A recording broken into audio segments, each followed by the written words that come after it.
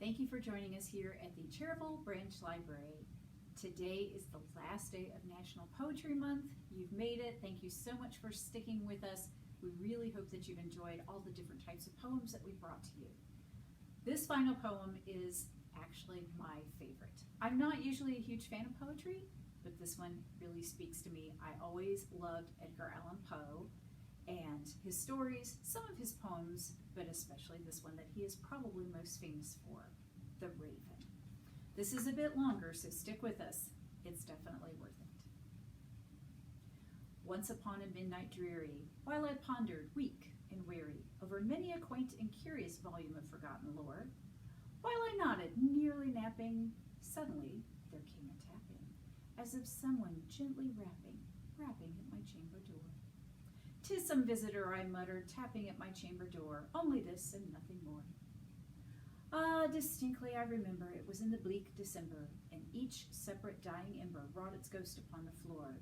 Eagerly I wished the morrow, vainly I had sought to borrow from my books surcease of sorrow, sorrow for the lost Lenore, for the rare and radiant maiden whom the angels name Lenore, nameless here forevermore. And the silken, sad, uncertain rustling of each purple curtain thrilled me, filled me with fantastic terrors never felt before, so that now, to still the beating of my heart, I stood repeating, "'Tis some visitor entreating entrance at my chamber door, some late visitor entreating entrance at my chamber door. This it is, and nothing more." Presently my soul grew stronger, hesitating then no longer. "Sir," said I, "or madam, truly your forgiveness I implore, but the fact is I was napping, and so gently you came rapping, and so faintly you came tapping at my chamber door, that I scarce was sure I heard you." Here I opened wide the door. Darkness there, and nothing more. Deep into that darkness peering, long I stood there wondering, fearing, doubting, dreaming dreams no mortals ever dared to dream before. But the silence was unbroken, and the stillness gave no token, and the only word there spoken was the whispered word, "Lenore." This I whispered, and an echo murmured back the word, "Lenore." Merely this and nothing more. Back into the chamber turning, all my soul within me burning, soon again I heard a tapping somewhat louder than before. "Surely," said I, "surely that is something at my window lattice. Let me see then where thereat is, and this mystery explore. Let my heart be still a moment, and this mystery explore. 'Tis the wind and nothing more." Open here I flung the shutter, when, with many a flirt and flutter, in there stepped a stately raven of the saintly days of yore.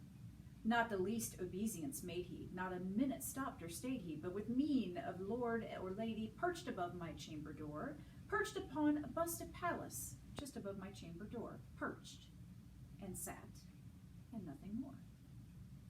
Then this ebony bird beguiling my sad fancy into smiling, by the grave and stern decorum of the countenance it wore. "Though thy crest be shorn and shaven, thou," I said, "art sure no craven, ghastly, grim, and ancient raven wandering from the nightly shore. Tell me what thy lordly name is on the night's Plutonian shore." Quoth the raven, "Nevermore." Much I marveled this ungainly fowl to hear discourse so plainly, though its answer little meaning, little relevancy bore. For we cannot help agreeing that no living human being ever yet was blessed with seeing bird above his chamber door, bird or beast upon the sculptured bust above his chamber door, with such name as Nevermore. But the raven, sitting lonely on the placid bust, spoke only that one word, as if his soul in that one word he did outpour. Nothing further then he uttered, not a feather then he fluttered, till I scarcely more than muttered, "Other friends have flown before. On the morrow he will leave me as my hopes have flown before." Then the bird said, "Nevermore."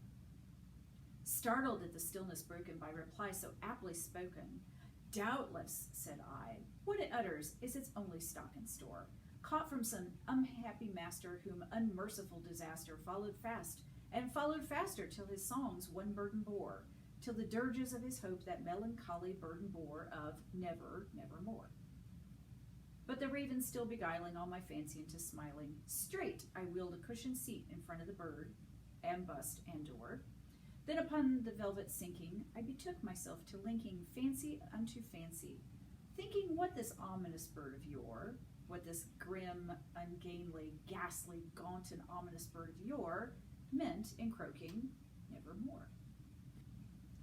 This I sat engaged in guessing, but no syllable expressing to the fowl whose fiery eyes now burned into my bosom's core. This and more I sat divining, with my head at ease reclining on the cushion's velvet lining that the lamplight gloated over, but whose velvet violet lining with the lamplight gloating over she shall press, nevermore. Then methought the air grew denser, perfumed from an unseen censer, swung by seraphim, whose footfalls tinkled on the tufted floor. Wretch, I cried, thy God hath lent thee, by these angels he hath sent thee, respite and nepenthe from thy memories of Lenore. Quaff, oh quaff this kind nepenthe, and forget this lost Lenore. Quoth the raven, nevermore. Prophet, said I, thing of evil, prophet still, if bird or devil, whether tempter sent, or whether tempest tossed thee here ashore, desolate yet all undaunted, on this desert land enchanted, on this home by horror haunted, tell me truly, I implore, is there balm in Gilead? Tell me, I implore. Quoth the raven, nevermore. Prophet, said I, thing of evil, prophet still, if bird or devil, by that heaven that bends above us, by that God we both adore, tell this soul with sorrow laden, if, within the distant Aden, it shall clasp a sainted maiden whom the angels name Lenore, clasp a rare and radiant maiden whom the angels name Lenore. Quoth the raven, nevermore.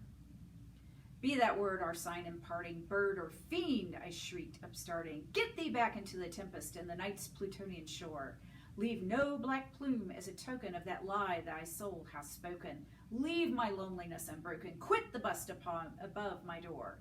Take thy beak from out my heart, and take thy form from off my door. Quoth the raven, nevermore. And the raven, never flitting, still is sitting on the pallid bust of Pallas, just above my chamber door.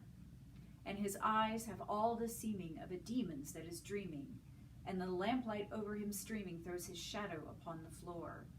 And my soul from out that shadow that lies floating on the floor shall be lifted nevermore.